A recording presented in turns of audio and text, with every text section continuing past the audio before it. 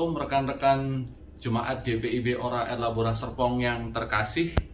Selamat malam, perkenalkan saya mewakili rekan-rekan PHMJ dan Majelis Jemaat GPIB Ora et Labora Serpong mengucapkan selamat merayakan Natal tahun 2020 dan selamat menyongsong tahun baru 2021. Pada kesempatan yang indah ini perkenankan saya menyapa yang saya hormati Bapak Pendeta Dani Dawole dan istri Ibu Pendeta Devi serta anak-anak, rekan-rekan majelis jemaat, rekan-rekan PHMJ, GPIB Ora et Labora Serpong. Yang kami kasihi juga jemaat Ora et Labora Serpong, oma, opa, kakak, ade, om, tante, serta anak-anak. Serta Pelkat PKP, Pelkat PA, Pelkat PT, GP, serta PKLU dan PKB tentunya. Yang kami kasih juga rekan-rekan komisi dan bidang. Tema perayaan Natal kali ini adalah Natal yang membawa damai dan sukacita. Pada tahun ini kita merayakan Natal dalam suasana prihatin karena wabah COVID sedang melanda dunia, termasuk Indonesia. Virus ini telah merusak berbagai sendi kehidupan manusia. Banyak keluarga berduka karena ada kehilangan sanak saudara, banyak pula kehilangan pekerjaan, serta anak-anak yang harus belajar di rumah, serta kita di mana kita tidak bisa melakukan ibadah secara face to face, kita harus beribadah secara online seperti sekarang. Dan jemaat juga gelisah karena sampai dengan saat ini kita masih belum bisa beribadah seperti biasa. Seluruh situasi krisis ini mengingatkan kita bahwa sebagai umat manusia kita sesungguhnya rapuh, baik secara fisik maupun psikis. Kita dengan mudah bisa terjebak dalam keputusasaan akibat beratnya beban kehidupan yang harus dijalani. Satu hal yang membuat kita tetap berdiri teguh di tengah badai ini adalah karena kita yakin bahwa hanya Allah saja sumber pertolongan kita. Merayakan Natal dalam situasi seperti ini mengajak kita untuk melihat dan merasakan kehadiran Yesus sebagai sang terang dalam kehidupan. Dalam diri Yesus, Sang Immanuel, Allah nyata, hadir di antara kita sebagai penegasan bahwa kita yang rapuh sungguh bernilai baginya. Nama Immanuel dan ungkapan Allah beserta kita menandakan bahwa Allah hadir di antara kita dan bekerja untuk pemulihan diri kita. Penyertaan Allah memampukan kita untuk hidup melalui berbagai kecemasan dan kekhawatiran, konflik dan kekacauan karena kita percaya bahwa transformasi di masa sulit akan terjadi di bawah penyertaan Allah. Saudara-saudari yang terkasih, Natal adalah berita sukacita dan pewartaan cinta karena Juru Selamat Sang Raja Damai lahir di dunia. Kehadiran Allah di antara kita sekaligus mengingatkan bahwa kita semua diciptakan sama dalam gambaran Allah. Inilah dasar yang fundamental bagi martabat kita sebagai manusia, sekaligus alasan mendasar untuk melindungi dan merawat kehidupan setiap orang. Pengalaman akan kehadiran Allah menggerakkan kita untuk mengikis habis ujaran kebencian, berita bohong, intoleransi, dan tindakan kekerasan apapun dengan tetap berbuat baik. Pengalaman akan kehadiran Allah juga meneguhkan kita untuk bersaksi tentang belas kasihan dan kemurahan Allah di tengah situasi pandemi COVID. Dengan cara bermurah hati dan saling tolong-menolong memanggung beban sesama kita. Kita melakukan semua itu sambil membangun kerjasama dengan pemerintah dan semua pihak yang bekerja keras untuk menanggulangi dampak pandemi COVID-19 guna menghadirkan pemulihan dan kebaikan bagi negeri ini. Kita yakin bahwa segala tantangan dan kesulitan hidup Allah tetap bersama kita. Ia membawa terang di tengah kegelapan, memberi harapan di tengah keputusasaan. Sesuai dengan tema perayaan Natal kita pada hari ini, Natal membawa damai dan sukacita. Tuhan Yesus memberkati. Sebelum mengakhiri, saya ucapkan terima kasih kepada penanggung jawab perayaan Natal Jemaat GPIB Ora et Labora pada hari ini, yakni rekan-rekan Pelkat PKB beserta tim pengisi acara mulai dari Pelkat PA, PT, PKLU, PKB, dan PKB, serta tak lupa Komisi Musik dan Inforkom. Terima kasih atas supportnya yang luar biasa sehingga acara ini boleh dapat terselenggara. Terima kasih yang sebesar-besarnya saya haturkan. Selamat Natal 2020 dan menyongsong tahun baru 2021. Tuhan Yesus memberkati kita sekalian. Amin.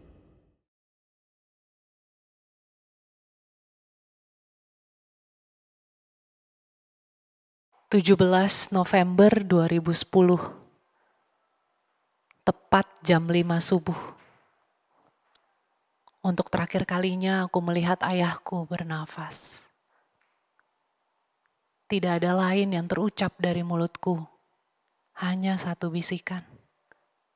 Ayah.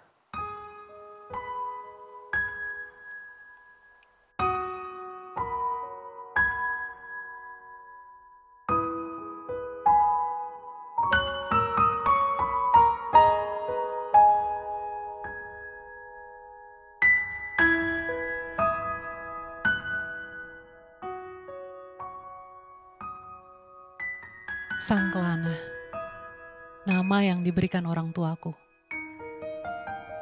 Dari awal ibu tahu ia mengandung seorang anak perempuan, ibu sudah memilih nama untukku. Ibu berharap aku akan menjadi perempuan tangguh yang akan hidup berkelana, melintasi banyak tempat, melakukan banyak hal-hal indah dan luar biasa untuk banyak makhluk di dunia. Ibu. Setiap membicarakan ini, matanya selalu berbinar-binar.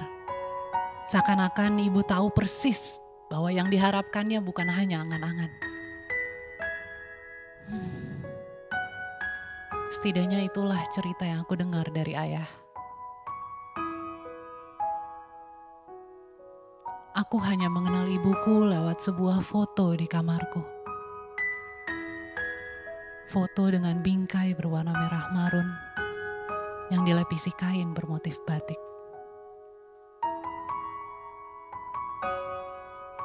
Tidak ada kenangan bersamanya. Ibu meninggal tak lama setelah dia mendengar tangisan pertamaku. Kata ayah, memang dari awal dokter mengatakan bahwa ibu kemungkinan tidak akan bertahan karena ada kelainan di kandungannya. Tapi ibu tidak mau menggugurkanku. Kata ibu, Sangklana akan lebih berarti ada di dunia ini dibanding aku. Ayahku selalu tercekat ketika menceritakan ini. Kisah tentang ibu adalah kisah yang paling sering kami bicarakan di waktu istimewa kami setiap pagi.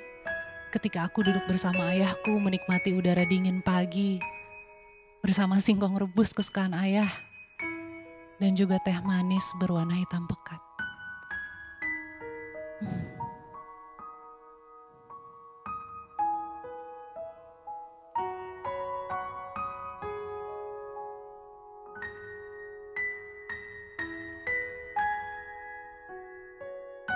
Kami tinggal di kota kecil bernama Salatiga. Kota ini tidak segemerlap ibu kota yang biasanya kulihat dari televisi. Penduduknya tidak lebih dari 200.000 orang. Sangat beda jauh dengan kota-kota besar lainnya. Apalagi jika dibandingkan dengan Jakarta.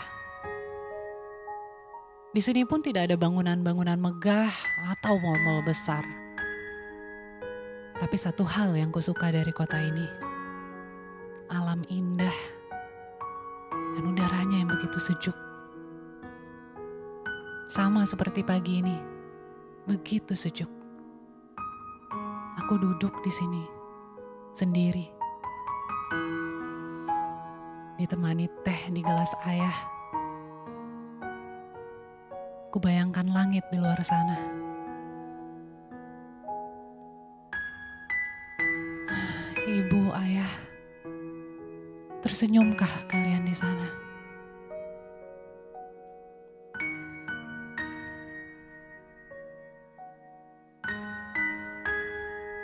Memang hanya 17 tahun waktuku bersama ayah.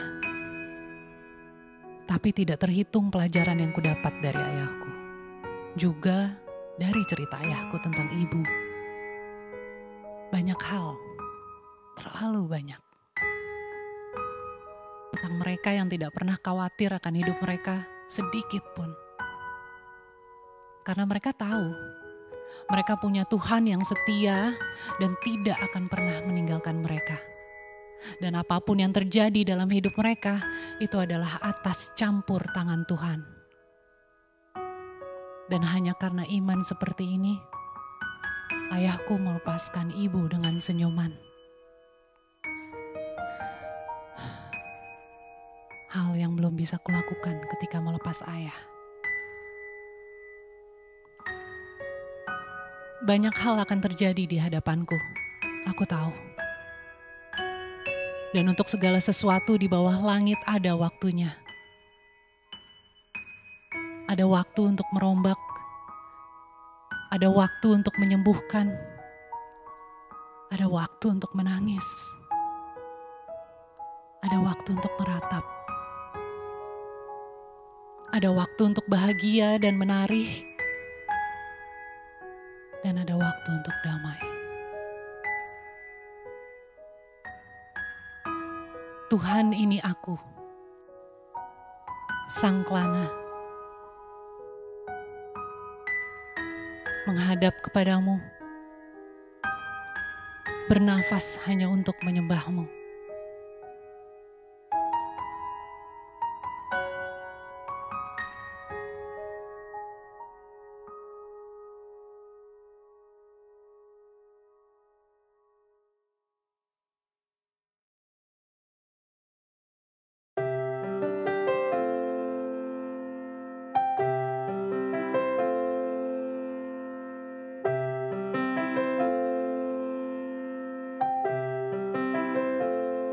Bila kulihat bintang gemerlapan dan bunyi guru riuh ku dengar,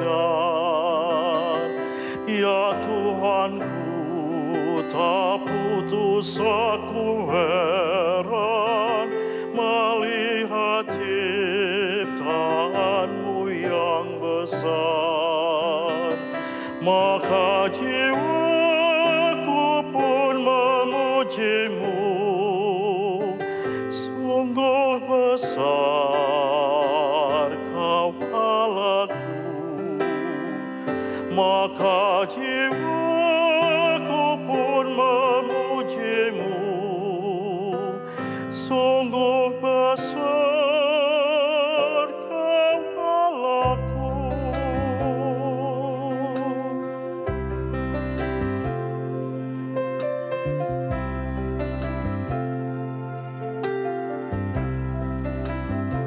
Ya Tuhanku, apabila ku renungkan pemberian-Mu dalam penebus, ku tertegun bagiku dicurahkan oleh Putra-Mu darahnya kudus. Maka jiwaku pun memuji-Mu, sungguh besar Kau Allahku. Maka jiwaku pun memuji-Mu, sungguh besar Kau Allahku.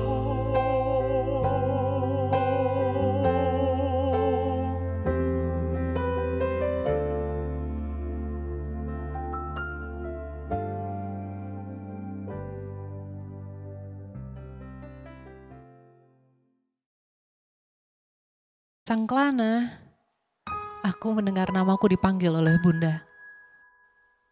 Sosok perempuan yang sudah 8 tahun ini menjagaku semenjak ayah meninggal. Bunda adalah adik perempuan satu-satunya dari ibuku. Ia memang memutuskan untuk tidak menikah dan menjalani hidupnya sendirian dengan sederhana. Ya, Disinilah aku dengan Bunda. Hidup bersama di sebuah rumah mungil dengan 2 kamar. Begitu baik hatinya. Hingga ketika ayahku meninggal, ia tanpa ragu mengajakku untuk tinggal bersamanya. Rumah ini tidaklah besar. 2 kamar yang bersebelahan dengan 1 kamar mandi kecil. Dan ada ruang tamu yang juga sekaligus dijadikan ruang makan. Ada sebuah meja kayu bundar yang kecil diletakkan di samping sofa abu-abu. Tidak mewah, dan kami memang hidup sederhana. Bahkan mungkin terlalu sederhana.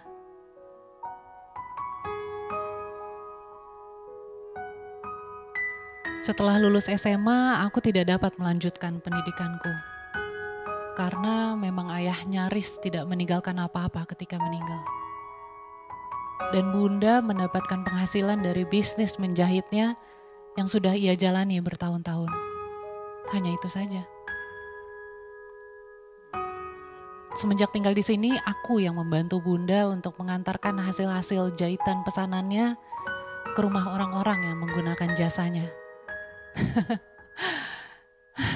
Sang kelana. Memang aku berkelana. Dengan sepeda motor butut peninggalan ayahku. Tapi aku hanya berkelana ke rumah-rumah yang notabene masih di kota yang sama, kota Salatiga.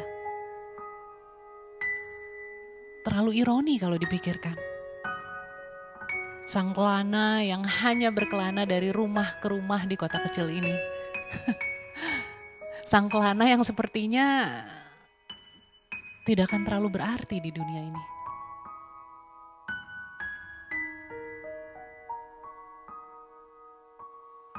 Sang kelana. Sepertinya nama itu terlalu berat untuk kumiliki. Ini terlalu sulit. Ternyata hidup lebih berat dari yang kubayangkan.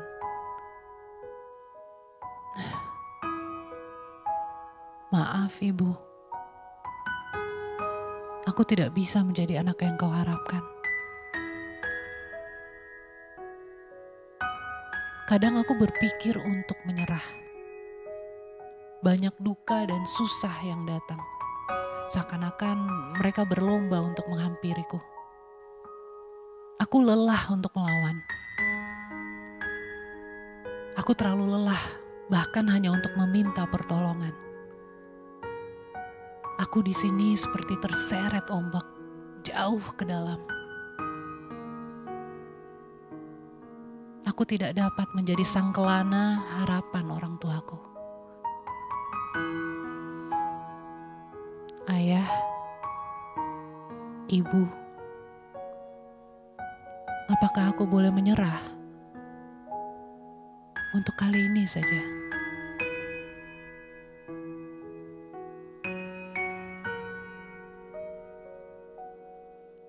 Hari demi hari berlalu dengan cepat. Hari esok datang seperti aliran sungai yang deras. Aku lakukan pekerjaanku setiap hari untuk mengantar pakaian-pakaian pesanan. Sampai pada suatu hari, sesaat setelah kami makan siang bersama, Bunda seperti terdengar terburu-buru menerima pesanan lewat telepon. Dan lalu bergegas ke kamarnya setelah menutup telepon. Terdengar bunyi mesin jahit dari dalam. Nah, Tuhan, terima kasih. Memang hidup kami tidak mewah, tapi Kau tetap memberikan semua sesuai kebutuhan kami. Pesanan yang masuk memang tidak banyak, tapi selalu cukup. Cukup untuk kebutuhan sehari-hari kami yang sederhana ini.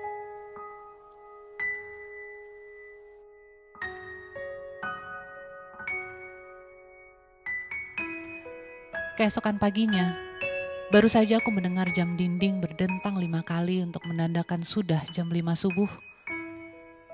Angin dingin masuk lewat jendela kamarku yang terbuka sedikit. Terdengar langkah Bunda mendekat dan benar saja. aku mendengar ketukan halus di pintu kamarku. Bunda membangunkanku. Ternyata aku harus mengantarkan pesanan baju yang kemarin dikerjakannya saat itu juga. Aku terheran-heran. Mengapa pesanan ini begitu mendadak dan harus diantarkan saat ini? Yang bahkan matahari pun belum terlihat sinarnya. Tapi seperti biasa tanpa bertanya, aku langsung mengiyakan dan bersiap mengantarkan pakaian itu. Aku diberikan sebuah kertas kecil bertuliskan nama dan alamat pemesannya. Ibu Puji, Jalan Argo Rumekso nomor 14. Tidak terlalu jauh kupikir. Karenanya aku hanya mengambil jaket biruku yang tidak terlalu tebal. Sementara itu, Bunda mengambil pakaian yang sudah selesai dijahitnya. Aku sempat melihat pakaian itu sebelum Bunda melipat dan memasukkannya dalam kantong plastik. Pakaian itu sederhana. Sebuah gaun putih dengan lengan panjang. Ada sebuah rendah kecil di bagian pergelangan tangannya. Lalu ada bunga kecil yang juga dijahitnya dari kain putih itu. Bunga itu terlihat melekat di bagian dada. Manis sekali. Aku membayangkan pemilik gaun ini adalah seorang anak perempuan berambut panjang, berkulit coklat layaknya perempuan Jawa. Ia pasti akan terlihat sangat cantik dengan memakai gaun ini. Aku pun pamit dan pergi mengantarkan gaun ini. Ketika aku sampai di depan rumahnya, aku disambut oleh seorang ibu yang wajahnya terlihat seperti kurang tidur dan kelelahan. Matanya juga sembab. Sepertinya ia habis menangis. Aku berpikir pasti ini Ibu Puji. Aku lalu menyapanya dengan sedikit ragu-ragu.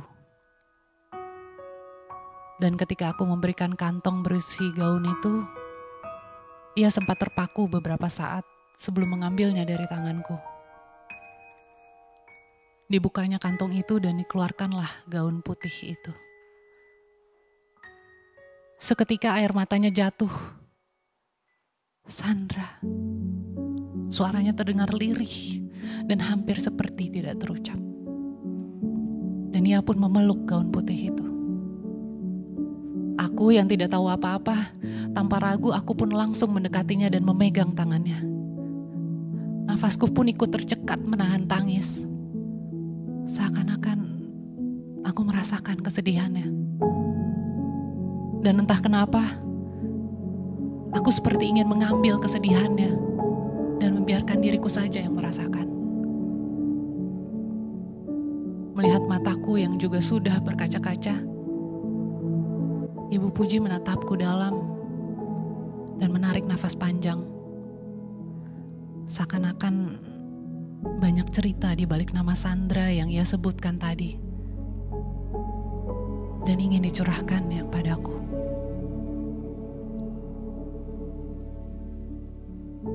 Setelah beberapa saat kami terdiam, ia lalu mengajakku masuk dan duduk di teras rumahnya sambil berkenalan.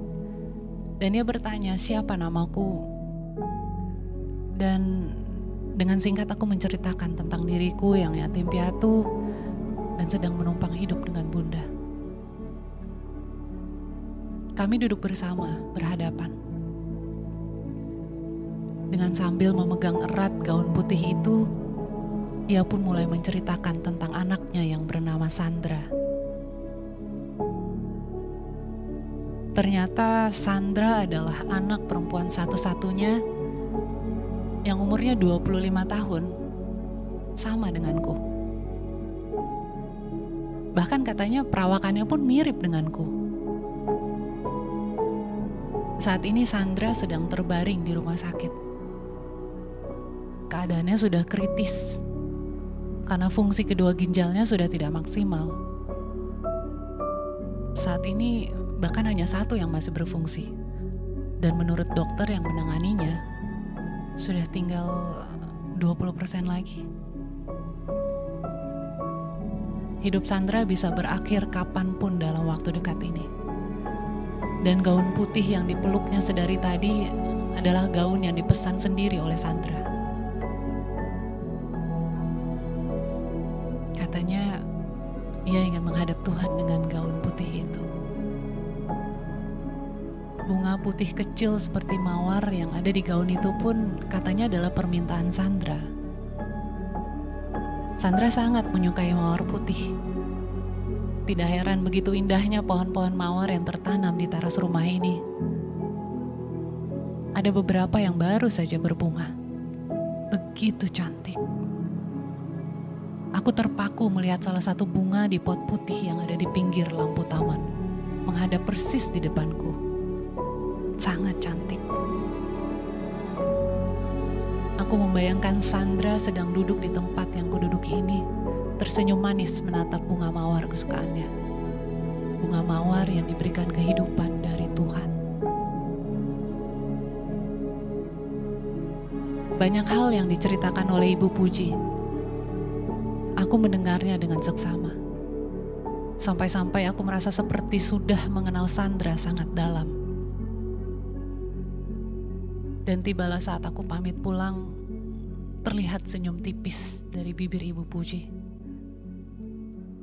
Terdengar tulus yang mengatakan, "Terima kasih." Entah untuk gaun itu atau karena aku sudah mendengarkan cerita tentang Sandra. Sinar matahari sudah mulai berkilau di langit. Pikiranku melayang ketika aku berjalan menuju pulang.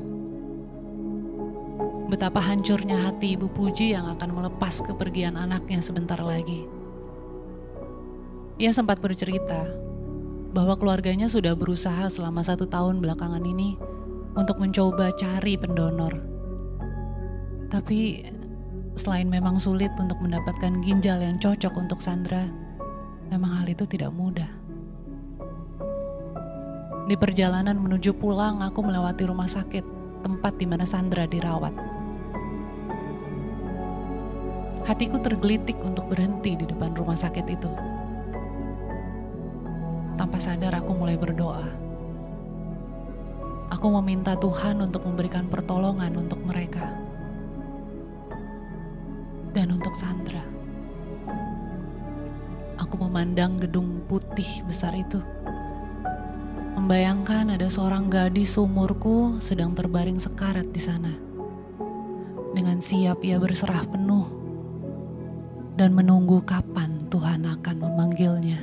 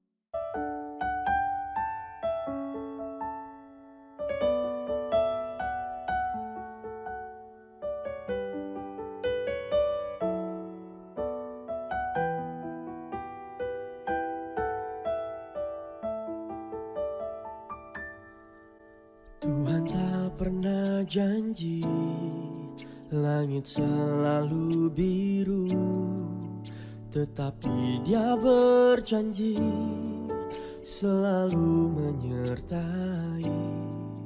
Tuhan tak pernah janji jalan selalu rata, tetapi Dia berjanji berikan kekuatan.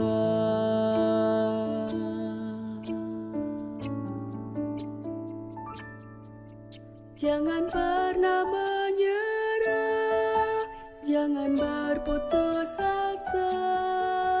Mujizat Tuhan ada saat hati menyembah. Jangan pernah menyerah, jangan berputus asa. Mujizat Tuhan ada bagi yang setia dan percaya.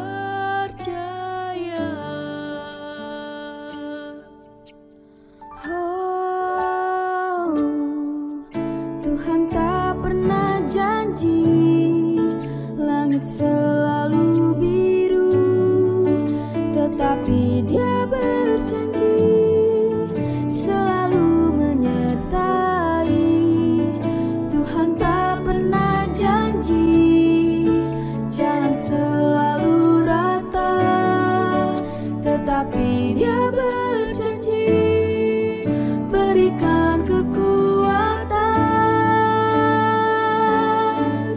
Jangan pernah menyerah, jangan berputus asa. Mujizat Tuhan ada saat hati menyembah. Jangan pernah menyerah, jangan berputus asa. Mujizat Tuhan ada bagi yang setia dan percaya.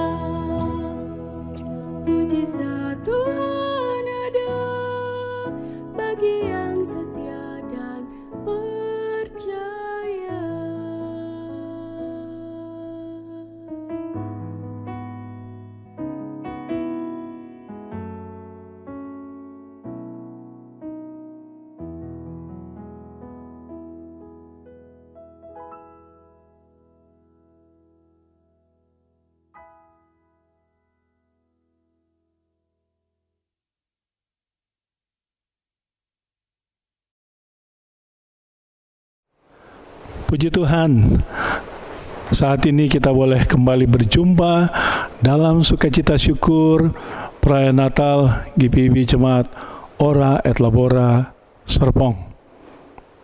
Sejenak tadi kita sudah mendengar, menyaksikan, mengikuti kisah Kelana. Maka saat ini saya mengajak kita untuk masuk di dalam refleksi kehidupan kita. Bagaimana kisah Kelana ataupun kisah hidup kita pahami, kita jalani dalam iman kita pada Tuhan Yesus, Allah yang datang menjadi manusia, Allah yang datang untuk menyelamatkan kita. Kesaksian Alkitab dalam Injil Matius pasal pertama ayat 23 menyatakan demikian. Sesungguhnya anak darah itu akan mengandung dan melahirkan seorang anak laki-laki, dan mereka akan menamai dia Immanuel, yang berarti Allah menyertai kita.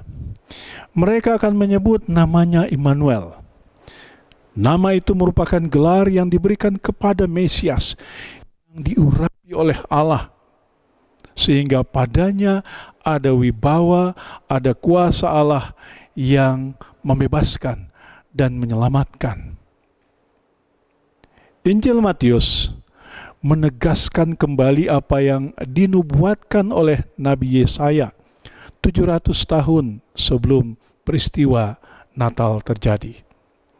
Yesaya pasal 7 ayat 14 menyatakan, "Karena itu Tuhan sendiri akan memberimu satu tanda ini. Seorang perawan akan mengandung dan melahirkan seorang anak laki-laki, dan ia akan menamakannya Immanuel."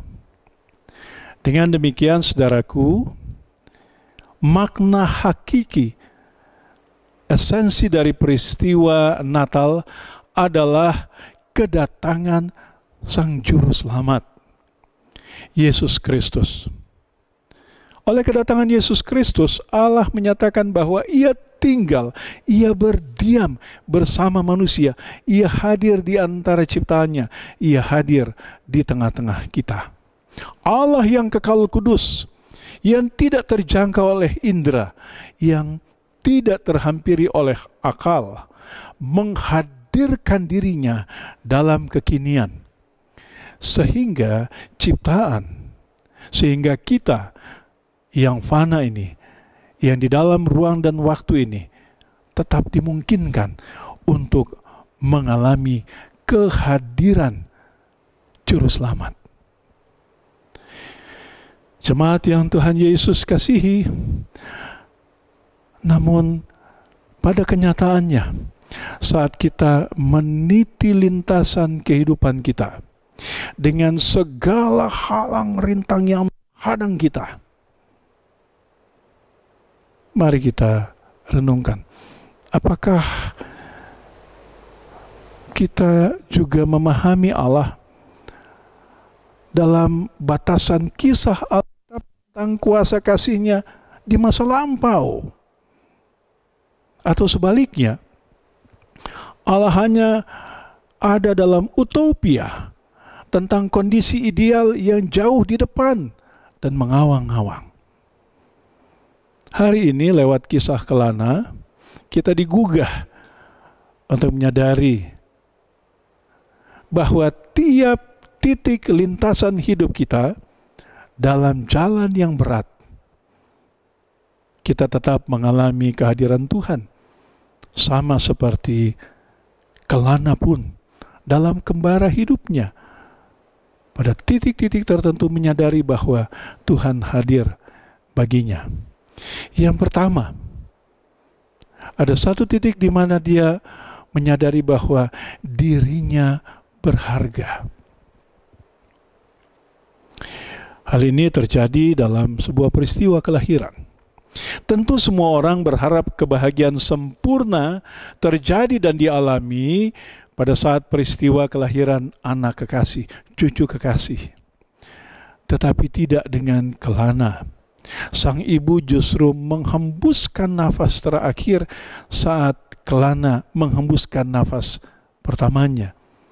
Sang ibu meninggal saat berjuang untuk menghadirkan sang putri yang dikasihinya ke dunia ini. Namun, lewat tuturan Kelana, kita tahu bahwa ada narasi yang senantiasa dikisahkan kepada Kelana tentang siapakah ibunya. Di balik nama pribadi, nama Kelana itu, sang ayah menceritakan bahwa kenapa nama anaknya itu Kelana? Karena ibunya berharap bahwa putrinya kelak akan menjadi seorang wanita yang tangguh, perempuan yang tangguh, yang akan melintasi banyak tempat untuk melakukan hal-hal yang indah. Kendatipun Kelana tidak mengenal ibunya secara langsung, tetapi lewat kisah yang disampaikan oleh ayahnya, ia tahu bahwa ada sebuah pengorbanan hidup yang dilakukan oleh seorang ibu karena hidupnya hidup putrinya berharga.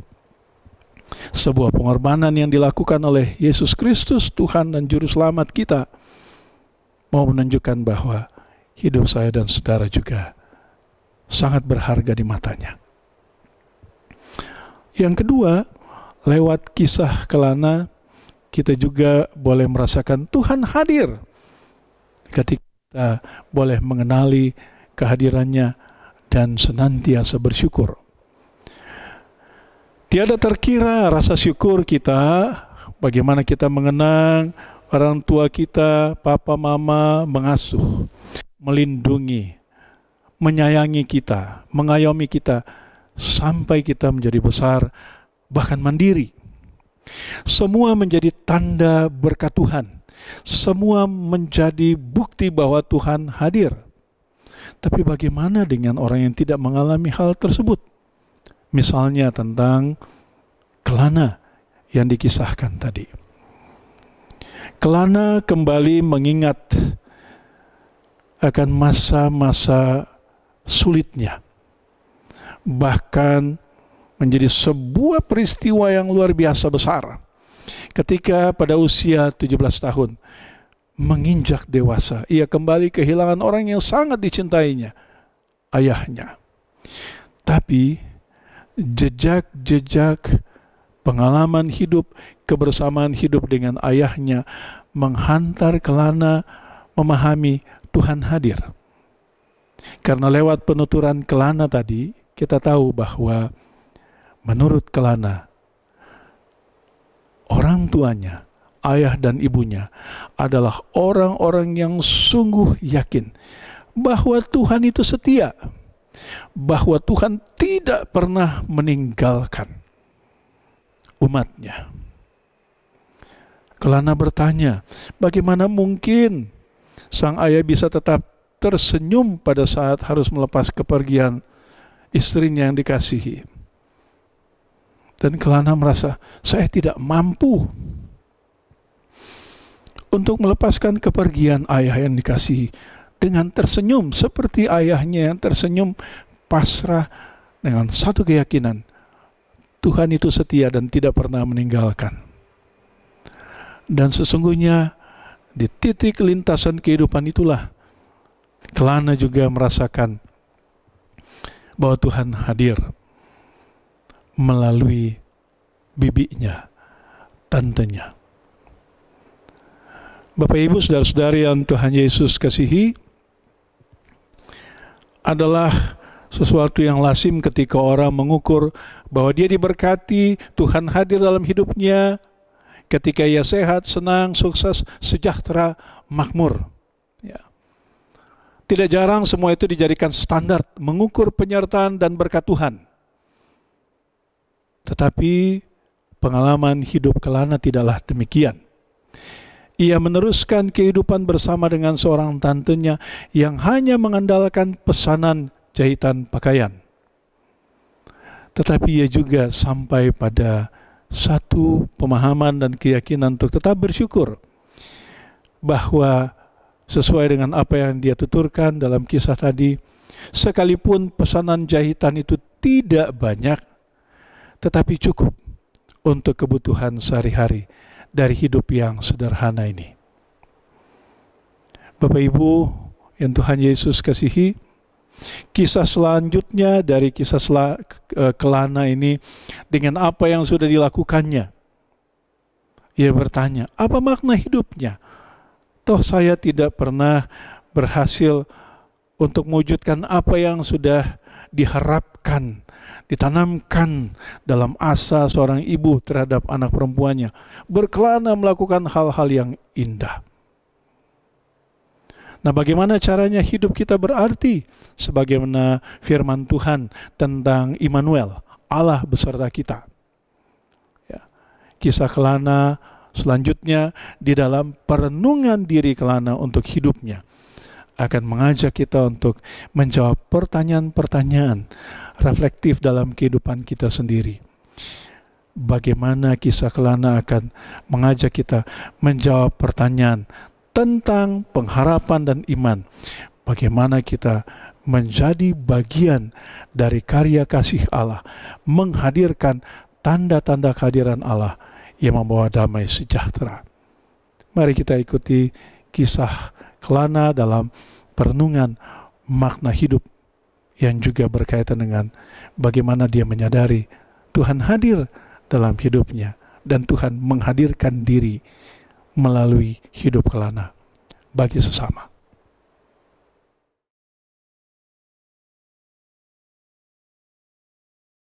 Malam itu aku tidak bisa tidur. Entah kenapa pikiranku selalu tertuju ke Sandra. Aku teringat wajah cerianya di foto yang tadi pagi ditunjukkan oleh Ibu Puji. Begitu cemerlang, cantik. Aku terdiam.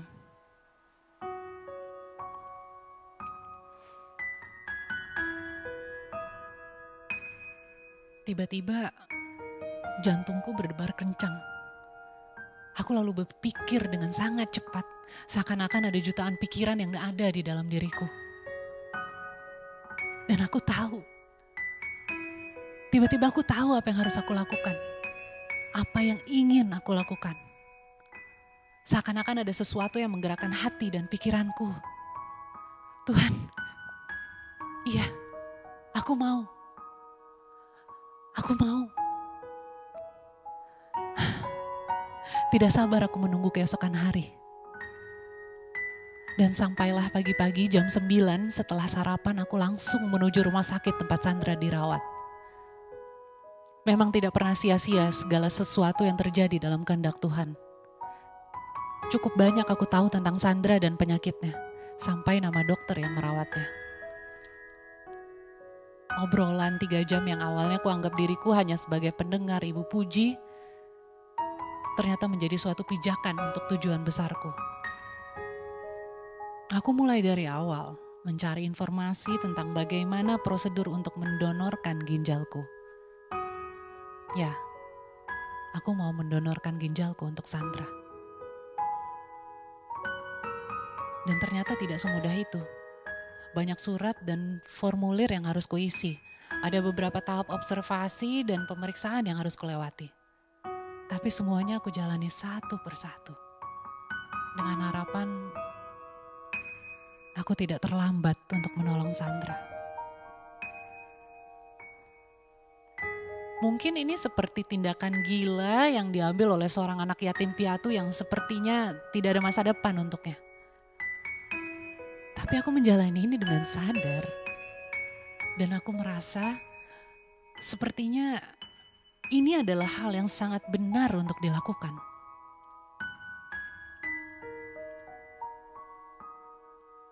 Hari-hari berlalu dan tibalah di hari ini, 24 Desember 2017. Tepat ketika semua orang sedang bersiap menyambut Natal, membawa diri dan berlutut menyembah Tuhan untuk menyambut kelahirannya. Dan di saat yang sama, disinilah aku, sang Kelana, terbaring melewati lorong-lorong rumah sakit, menuju ruang operasi untuk memberikan salah satu organ terpenting dalam tubuhku. Dan aku melakukannya dengan senyuman.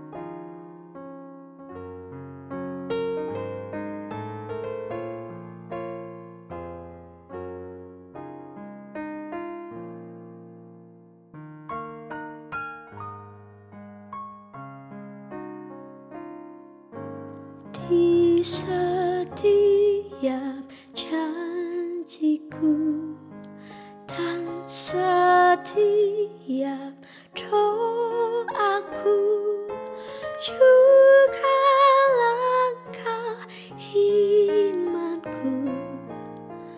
Tuhan bersamaku. Tiap gunung ku tempuh, harapanku pun teguh. Rahmat Tuhan beserta, hanya anugerahnya. Tuhan beri anugerahnya, Tuhan beri kuasanya. Kristuslah di dalamku, aku menang bersamanya.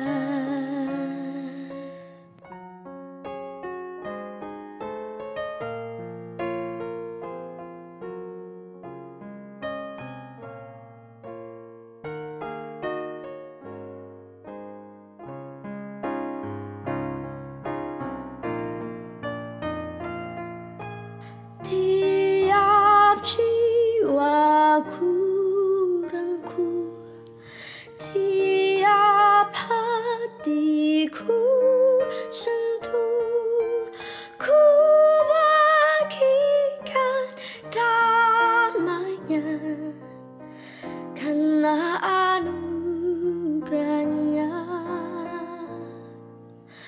Air mata pun reda oleh sabda kasih-Nya. Tiap duka hilanglah karena anugerahnya. Tuhan beri anugerahnya, Tuhan beri kuasanya. Kristuslah di dalamku, aku menang bersamamu. Oh Tuhan beri anugerahnya, oh Tuhan beri kuasanya. Kristuslah di dalamku, aku menang bersamanya.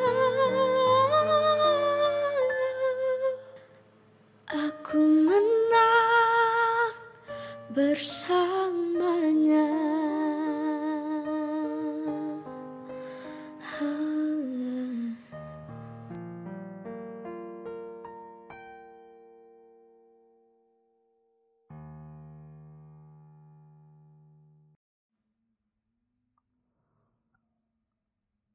Jemaat yang dikasihi oleh Tuhan Yesus Kristus, mari kita menaikkan doa syukur. Ya Allah Bapa Surgawi, kami bersyukur dan memuji nama Tuhan, karena kasih karunia yang besar yang Kau anugerahkan bagi kami, di dalam Yesus Kristus Tuhan dan Juru Selamat, yang menebus dosa kami, yang hadir di tengah-tengah dunia ini.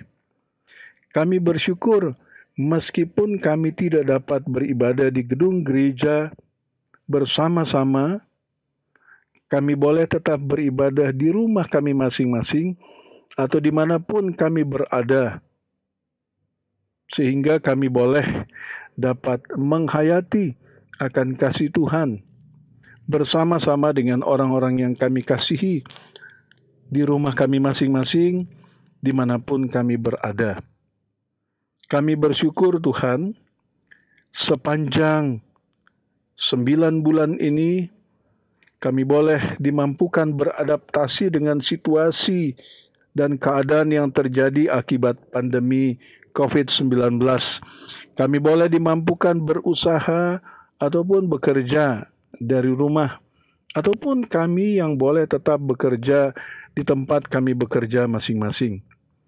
Kami juga bersyukur untuk anak-anak yang tetap dimampukan menempuh pendidikan, menimba ilmu, kendati pun mereka harus tetap berada di rumah masing-masing. Kami bersyukur kami boleh dimampukan untuk melewati masa pandemi COVID-19 sampai di akhir tahun 2020 ini.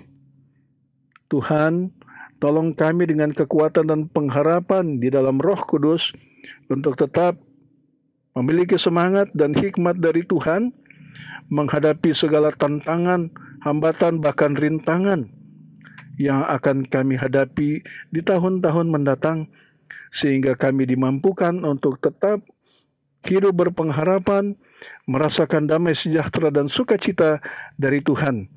Kendati pun kami harus berjuang di tengah-tengah merebaknya pandemi COVID-19 ini. Maka kami berdoa ya Tuhan, supaya kami dan segenap lapisan masyarakat Indonesia, bahkan setiap orang di seluruh dunia, boleh dapat menjalankan tatanan kehidupan yang baru, yang tetap memperhatikan protokol kesehatan untuk mencegah penyebaran COVID-19. Demikian juga kami dapat memelihara kesehatan dan daya tahan tubuh kami. Bapa Surgawi, kami berdoa Tuhan untuk harapan-harapan kami sebagai persekutuan jemaat di tahun yang akan datang. Mampukan kami di dalam hati kami yang bersyukur oleh karena berkat Tuhan, ketika sertifikat hak milik dari gedung Geraha Oret Labora sudah diterbitkan, kami juga dapat mengelola penggunaan tempat itu dengan baik dan merawatnya sebagai berkat Tuhan. Kami juga bersyukur dengan hati yang bersukacita, kami bertekad untuk bergandeng tangan bersama-sama sebagai warga GPIB Jemaat Oret Labora Serpong bersama dengan Majelis Jemaat dan Panitia Pembangunan mengupayakan agar 4 ruko yang sudah dibeli untuk dijadikan tempat ibadah dapat segera dapat kami persiapkan dengan baik, sehingga pada waktunya di tahun depan, pada saat sudah dapat dijamin kesehatan dan keselamatan untuk orang beribadah di wilayah kami secara on-site, maka kami pun dengan penuh sukacita dapat beribadah di tempat yang baru. Bapa Surgawi, kami berdoa di dalam pengharapan iman akan damai sejahtera bagi bangsa ini. Kami bersyukur Tuhan untuk para pemimpin kami di tengah berbagai kesulitan. Mereka boleh memimpin bangsa ini tetap utuh bersatu dan berjuang mencapai cita-cita luhur bangsa Indonesia yang adil, makmur, sejahtera secara merata. Maka kami berdoa Tuhan untuk para pemimpin ketika mereka melaksanakan tugas tanggung jawab kepemimpinan di waktu-waktu mendatang. Mereka boleh menjadi pengayom persatuan dan kesatuan, boleh menata gerak langkah bangsa ini demi mencapai cita-cita luhur bangsa Indonesia ini. Kami berdoa Tuhan untuk saudara-saudara sebangsa setanah air, meskipun mereka berbeda cara pandang politik bahkan agama, biarlah ya Tuhan para pemimpin kami dapat bersikap, bertutur kata dan bertindak dengan bijaksana, sehingga di tengah-tengah kemajumukan, di tengah-tengah perbedaan pandangan dan cara hidup, kami tetap saling menghormati dan kami mau selaras untuk bangsa Indonesia tetap hidup sebagai bangsa yang bersatu, saling menghormati satu sama lain. Kami berdoa Tuhan untuk upaya-upaya mengatasi pandemi COVID-19 ini. Upaya-upaya agar vaksin yang sudah ditemukan dapat diproses selanjutnya untuk didistribusikan dan kemudian dapat diberikan kepada mereka yang memerlukan, sehingga upaya menangani dampak COVID ini dapat segera dilakukan dengan baik. Kami berdoa ya Bapa Surgawi untuk segala harapan di masa mendatang bagi setiap kami, Bagi mereka yang mengalami kelemahan tubuh dan sakit, Tuhan anugerahkan pengharapan dan kekuatan iman, sehingga mereka juga boleh tetap meyakini akan kasih dan penyertaan Tuhan. Bagi mereka yang menghadapi masalah ekonomi, masalah dalam pendidikan, masalah-masalah pribadi dalam kehidupan rumah tangga, biarlah mereka juga boleh membangun komitmen yang baru, semangat yang baru untuk berjuang dengan penuh keyakinan untuk hidup di dalam damai sejahtera dalam takut akan Tuhan. Inilah doa kami ya Tuhan. Ya Bapa, dalam pengasihan-Mu kami memohon. Peliharalah kami di dalam Putra-Mu Yesus Kristus yang sudah mengajar kami berdoa. Bapa kami yang di sorga, dikuduskanlah nama-Mu. Datanglah kerajaan-Mu. Jadilah kehendak-Mu di bumi seperti di sorga. Berikanlah pada kami hari ini makanan kami yang secukupnya. Dan ampunilah kami akan segala kesalahan kami, seperti kami juga mengampuni orang yang bersalah kepada kami. Dan janganlah membawa kami ke dalam pencobaan, tetapi lepaskanlah kami daripada yang jahat.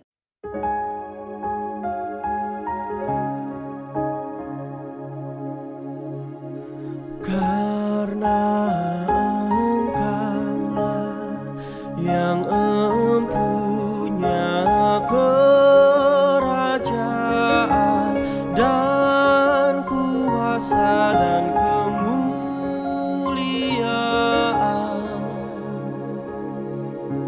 sampai selama-lamanya.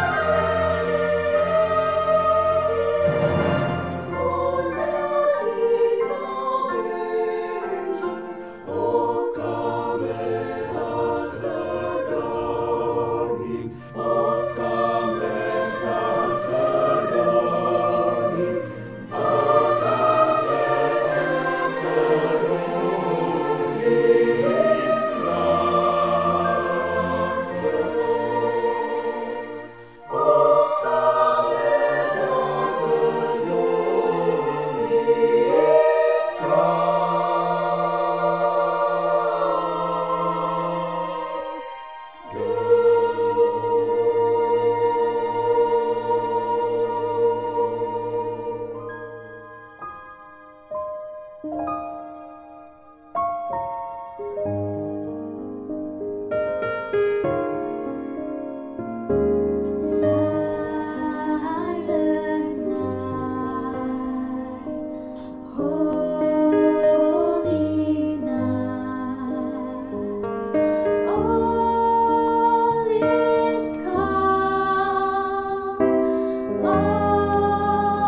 is bright.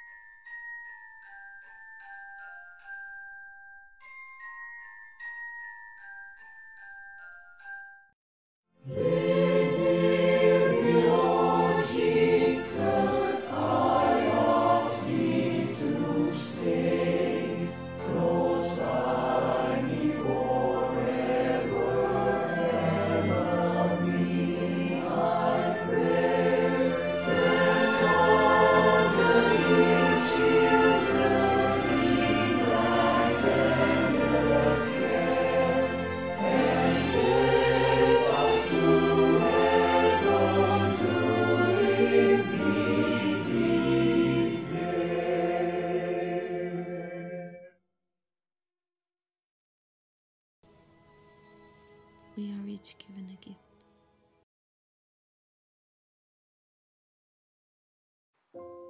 Sebelum ini aku berpikir hidupku tak akan ada artinya untuk orang lain. Salah. Aku salah. Memang aku tidak berkelana keliling ke berbagai tempat seperti yang ibuku inginkan. Memang aku tidak atau mungkin belum melakukan hal-hal besar untuk banyak makhluk di dunia. Tapi dengan peristiwa ini, aku, sang kelana, menjadi yakin akan tujuan hidupku. Aku memang berkelana hanya dari rumah ke rumah untuk mengantar sebuah hasil jahitan. Tapi aku bisa menjadi berkat sekecil apapun, dimanapun. Dan aku memang harus mulai dari hal kecil di mana Tuhan menempatkanku. Aku adalah wujud nyata cinta kasih Tuhan untuk orang lain. Ini adalah arti hidupku. Dan ini adalah arti Natal untukku. Tuhan utus aku seperti kehendak-Mu untuk menjadi sang kelana.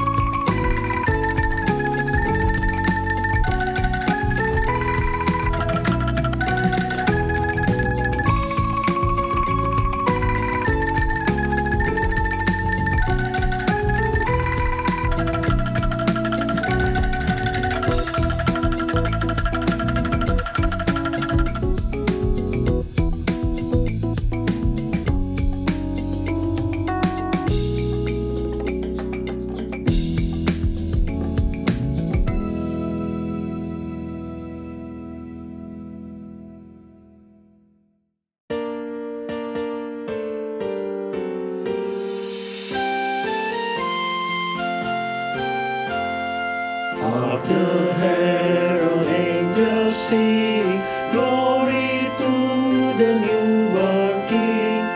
peace on earth and mercy mild, God and sinners reconciled. Joyful all ye nations rise, join the triumph of the skies. With the angelic host proclaim, Christ is born in Bethlehem. Hark the herald angels sing, glory to the newborn King.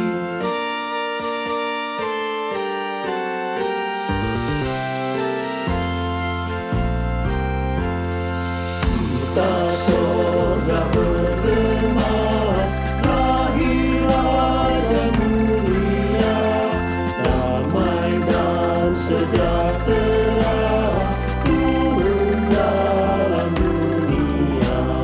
Bangsa-bangsa bangkitlah dan bersoraklah serta berlakukan kabar baik. Lahir Kristus terang ajaib, kita sorga bergema, lahir Raja mulia.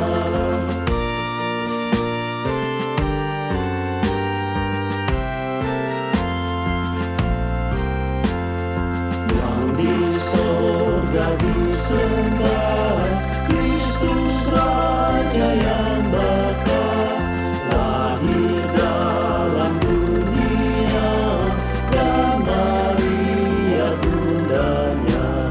Dalam daging dikenal, firman Allah yang kekal.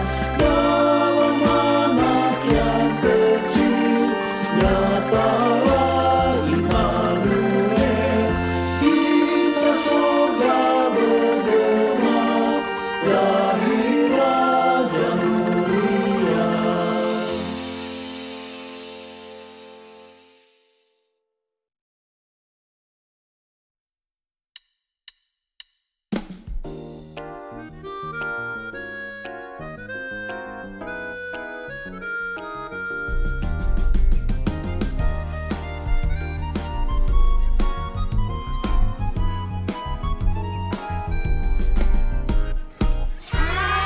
Silakan di gunung, di bukit dan di mana jua. Silakan di gunung, lahirnya Al-Masih.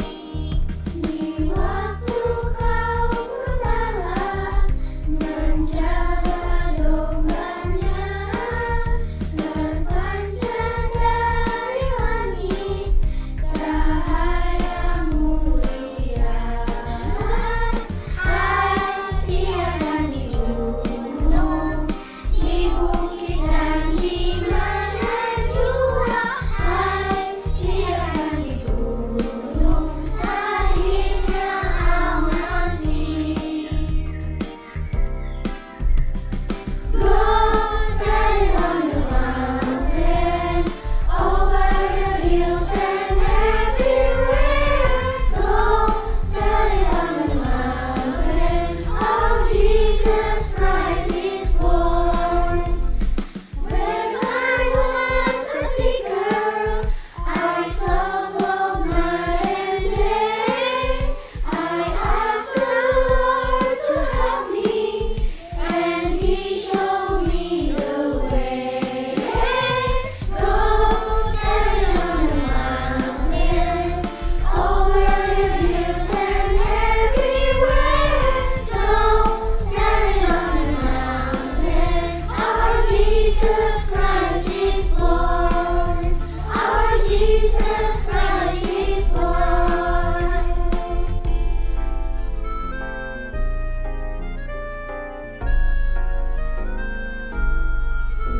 Merry Christmas.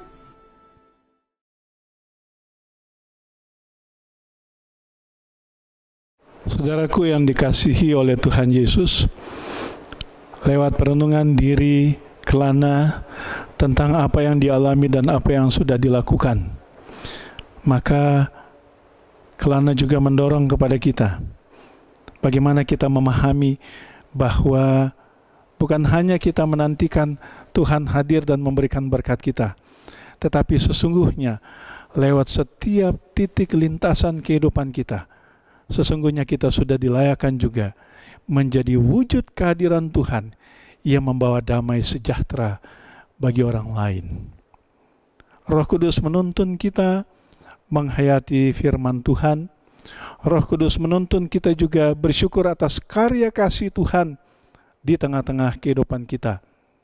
Dan Sang Juru Selamat akan melimpahkan berkat, kuasa, dan karunia-Nya bagi kita, supaya kita pada saat menghayati peristiwa kedatangan Sang Juru Selamat, bukan hanya menerima kasih Allah yang besar dalam pemberian yang tulus, yang tiada ternilai, Yesus Kristus, Tuhan dan Juru Selamat kita, tetapi sebagai umat yang sudah ditebus oleh Yesus Kristus, kita menjadikan hidup kita juga menjadi hadiah yang terbesar, wujud cinta kasih Tuhan dalam keluarga, dalam persekutuan jemaat, bahkan dimanapun di tengah masyarakat dan bangsa ini. Tuhan mengutus kita. Tuhan Yesus memberkati. Shalom.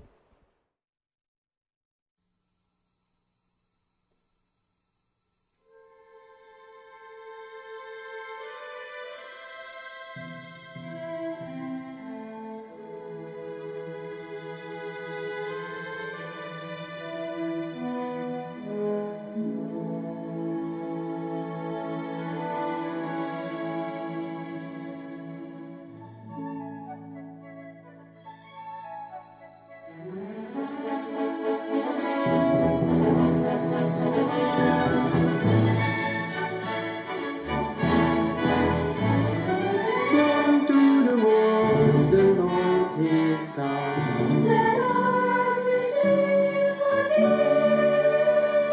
Let every heart prepare Him through. And let nature sing, and let nature sing, and let earth and nature sing. Joy to the world, the Savior reigns. Let man the stones and what fills their thoughts, protects and bless. We make the sound in the dawn, we make the sound in joy, we make the sound in joy. No more the tears and sorrow grow. No thorns and frost and woe. He comes to make His blessings flow. For as the curse is found, for as the curse is found, for as the curse is found. Heroes the world with truth and grace, and bless the nations proud. The glorious song, its righteousness, and wonders of His love, and wonders of His love, and wonders of His